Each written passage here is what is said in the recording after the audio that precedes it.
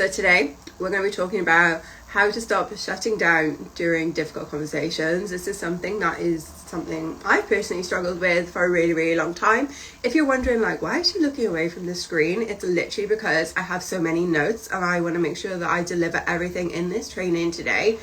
And this training is for you if you are somebody who, like, you can be in a conversation with somebody and then they will say something to hurt you, to trigger you, and then instead of responding, what you do is you completely freeze.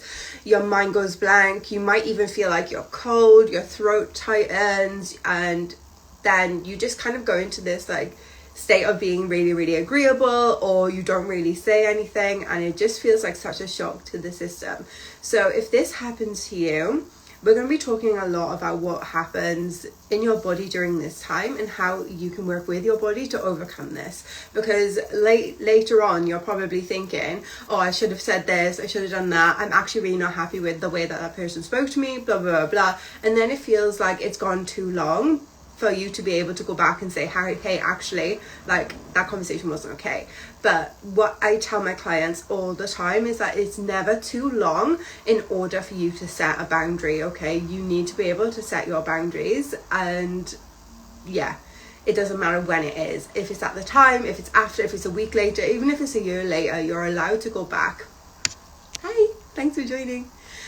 So today I'm going to be talking about why your nervous system shuts down in the moment when we're having difficult conversations, how the subconscious where did that come from? How subconscious patterns are basically coming from our childhood and driving this, and simple ways for you to start healing, to overcome, to start to speak your truth, even in uncomfortable situations. So this is what I'm doing today. So your nervous system response, okay, let's break down exactly what's going on in your body when this happens. And your brain is wired for survival. We have come so far in civilization that we forget that our bodies are literally all about survival. Okay, so when we are rewiring our brain, like, this is where we gotta be doing that subconscious work, right? Because our brain is constantly scanning for danger. Whether it was an animal, a hostile tribe, even just like that social conflict, your brain really cannot tell the difference now between a tiger and like that really horrible boss at work. So what happens is your nervous system will kick in, and obviously you might have heard of these responses before, you probably have, which is your fight, flight, fawn, and freeze. Okay, and this is your body's way of automatically protecting you from perceived threats. Now, this is already mapped out for you in your subconscious mind, where this was built when you were a child, okay? Between the ages of 0 and 8, your map of the world was created. So, thanks for joining, everyone. So the map of the world was created for you in your subconscious mind. So your subconscious, also influenced from your ancestors and your ancestral trauma, the things that kept them alive, have also been passed down to you. You have this map of the world and how to keep safe. And that might include freezing in conversations, fawning, fighting, freezing. Okay, so when you fight, what does that look like? You become defensive, argumentative, aggressive. Somebody tries to give you feedback and you're like, no, I'm not accepting this. You might raise your voice, you might interrupt, you might try and control the conversation, and it can feel like snapping back, like just, we've all done it, we've all snapped back at somebody, and needing to like win the argument as well, like to prove that you are safe and that you are okay. So if you might have this outburst of anger, and you know what, you might have conversations like about the same thing over and over, then you might just get to this point where you have like this emotional eruption, and this is you going into that fight, defensive,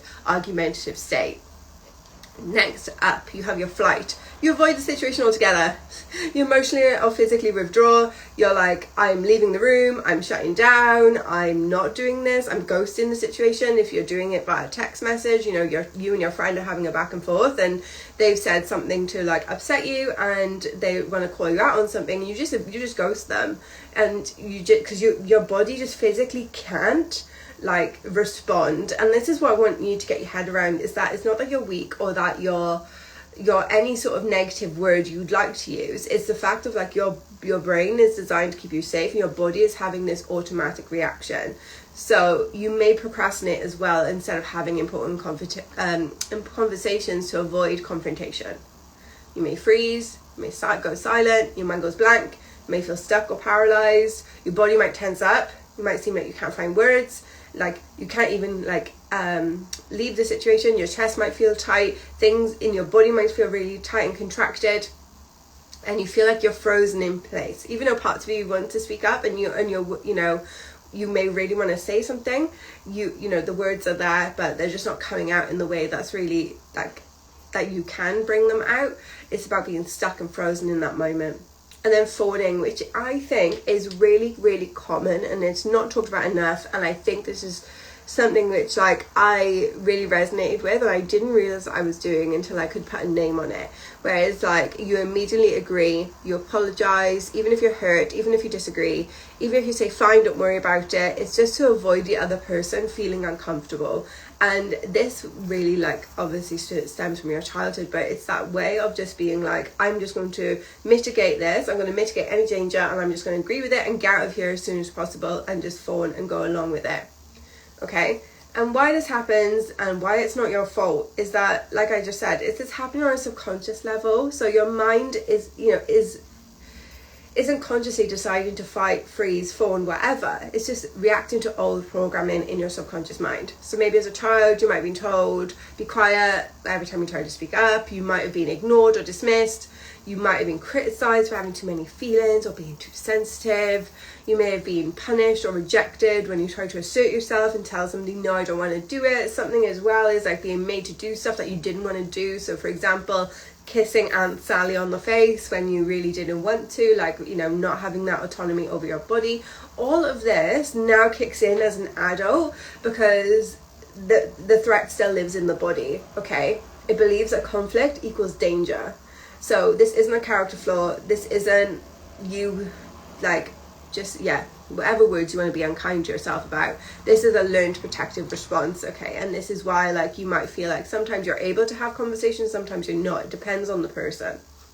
Your body's main job is to keep you alive. Like I said at the start of this, your body is there to keep you alive, and it will work off the subconscious map that you have. Our subconscious brain is 95% of our brain activity. 5% is our conscious brain. And if you're really interested in the brain, we have our amygdala. Our amygdala is that little part in our brain which is a danger center, always detecting for threats. And this is the thing that will trip you up. This is the thing that will go, this is a threat, when actually it might not be, but it's based off your subconscious programming, okay?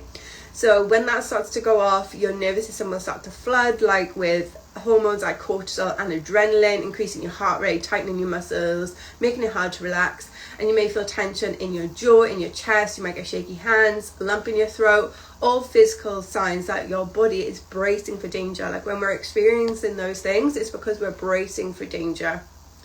There will be a complete disconnection from your body as well. It'll be harder to access your emotions to your words because they go out the window when your body's I'm in danger. This is what's, I just need to get out of this situation is the priority. This is why you often think about the perfect response. I mean, me and the shower head have had many conversations where I'm I wish I had said this, or I wish I had done that. Or when you're driving in the car away, you just get this perfect result, and then you start to get really frustrated with yourself. Why couldn't I say that in the moment? Because your brain is not focused on you having words and emotions in that time. It's going into that automatic response for you to avoid this difficult conversation and to feel safe. So your body isn't betraying you, it's protecting you, okay? The responses were learned, and the best part about it is that it can be unlearned, okay? This isn't you, it doesn't have to be you forever. With healing and practice, you can stay calm, grounded, and fully present, even be fully present, even in uncomfortable situations. You can say to that person, you can even clap back and start to say how you really feel in that moment. And not only have I done this, I've worked with 250 women to help them work this out in their body, okay? So let's go a little bit deeper. Let's go back into the childhood stuff. We've mentioned earlier about how you were told to be quiet, to stop overreacting. Maybe sometimes you expressed emotions and were labeled as dramatic or sensitive, too much, made to feel like you were too much with your emotions. You learnt your feelings weren't welcome, so you stayed silent. You were ignored, you were dismissed, you were punishing for expressing your feelings. You had to manage other people's emotions. So if you had a parent who there was drug and alcohol use, there's mental health, there's just an immature parent in the household, you are designed to monitor their emotions. Okay, you know, the whole walking on eggshells things, you kind of become this like really in tune empath because you had to walk around this person and make sure that everything that was okay for them, because you're just like, I don't know if they're going to kick off, I don't know, whatever. So if you've got that really like parent that's inconsistent, then this is something that you might do. And although being an empath when you're older is a superpower, I truly believe that it was born from a place of you having to be hyper aware to the people in your life when you were really younger. And this will teach you that, you know, maybe you need to prioritize other people's comfort over your own. And like this worked for me because my mum, like, she used to care for my nan. So my nan was like terminally ill. So then what happened was I didn't want to feel like a burden on my mum. So then I would become the mature person. I would try and make her dinner. I would not express how I feel because I didn't want to be the burden. You know, all of this stuff that came up from me as a child like meant that when I was older I couldn't have difficult conversations, I couldn't assert my needs, especially in romantic relationships. It was so hard because, you know, you kind of learn the story as well, like from like my dad leaving when I was younger, from my nan dying when I was 16, like everybody I love leaves me. So you kind of learn these stories as well. So not only do you have like your subconscious mind mapped out for you, you start to tell yourself stories, which again reinforces this way of you keeping yourself safe. Another side of the coin is that you're praised for being the easy child. You were agreeable, you were in love and approval because you were always achieving. You were always told, oh, she's so good, she's so good. You know, you might be the older sibling, or she's so good at looking after her other siblings. You know, all of this stuff can also contribute to that as well. So when we, you know, let's talk about how it shows up in your adult life. Like I said, you freeze when it's time to express your feelings. You people please to avoid confrontation. You overthink what you want to say and worried about how it's going to be received.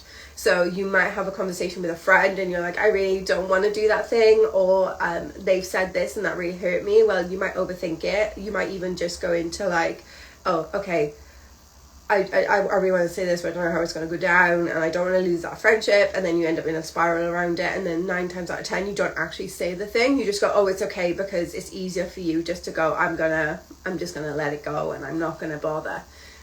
You may avoid conversations deep down because you feel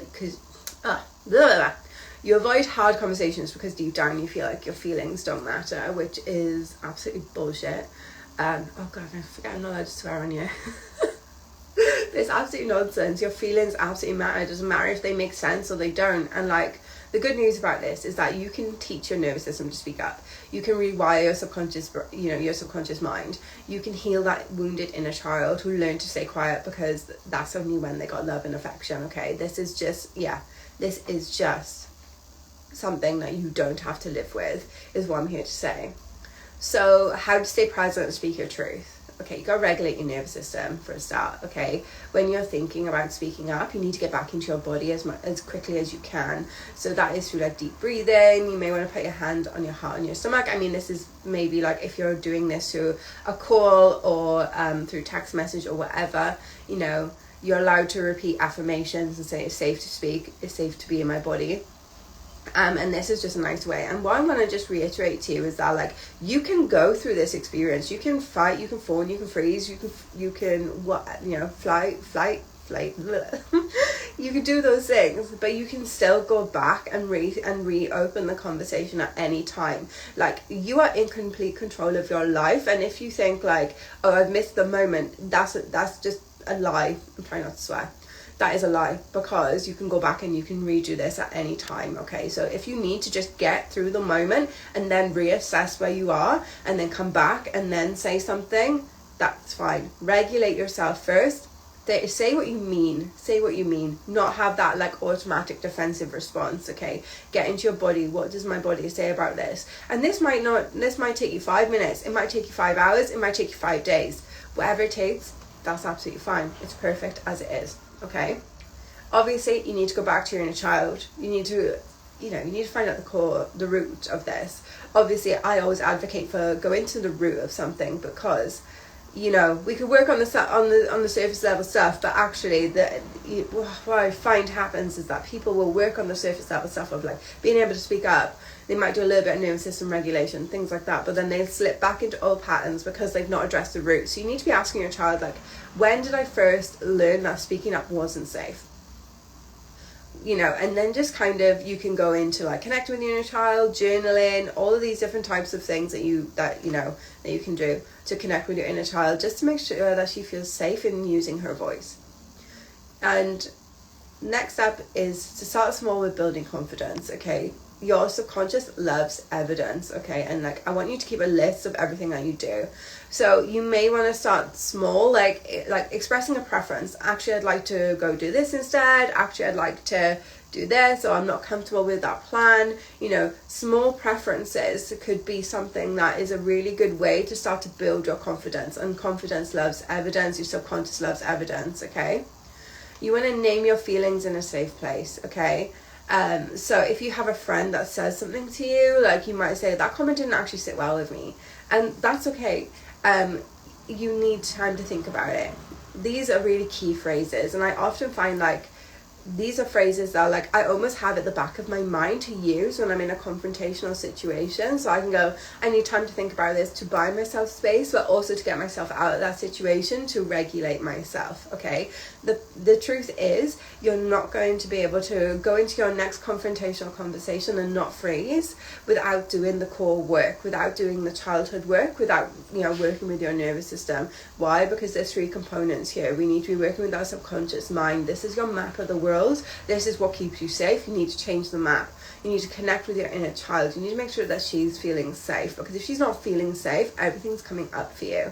And that, so it's a question, and your nervous system. You need to be able to get back into your body and to connect with your body as much as you can. I've created a 9-minute morning routine, which I put on my stories this week, which is really, really good for tapping into your body every single morning. And it takes you 9 minutes. Like, I'm not one for these like bougie morning routines, but if you're interested in that, then do send me a DM, because yeah, it's really, really good.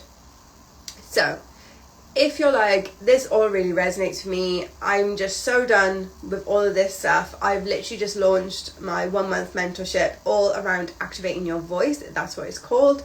And this is exactly what we do in there. We are healing your inner child, we rewire your nervous system, we are working with your subconscious mind, and we're building you confidence so you can just come up and just show up in your life with so much space and love, and just be able to communicate how you feel, because you deserve to do that. You don't deserve to be stood just waiting for these emotions to eventually take over and have an emotional explosion. All right, so if you are interested in Activate Your Voice, send me a DM afterwards, because yeah, I'm going to be closing the doors pretty soon on this at the end of the month. But I'm really, really excited about this mentorship. It's not like anything that you've ever seen, because we will be doing healing, we'll be doing active healing throughout. You will have stuff in between, you'll have access to me on Telegram, you'll have all of this stuff, so that you can end up then being that person who can speak confidently in these really, really hard conversations. So yeah, if there's any questions, you're welcome to like drop them in the chat.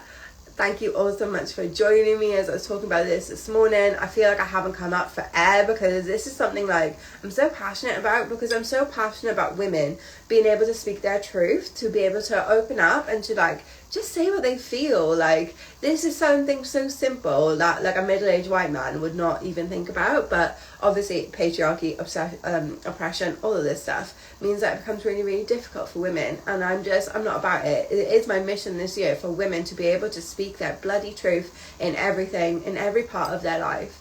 So if there's no questions, I'm going to take a sip of my coffee, because I had my coffee. I was like, oh, I love my coffee. I have a chat with everyone. But if there's no questions, I'll make a move. Okay, I've obviously overwhelmed you all with everything. But yeah, hopefully you found value in that. Hopefully you enjoyed this training. Hopefully this is something where you're like, I'm so ready to take control of this in 2025. And yeah, just wishing you the most amazing Friday. It is Aphrodite Day, so this is the perfect day for self-care, for self-love, all of that stuff, and just, you know, sharing love in the world. So yeah, happy Venus Day, happy really soon.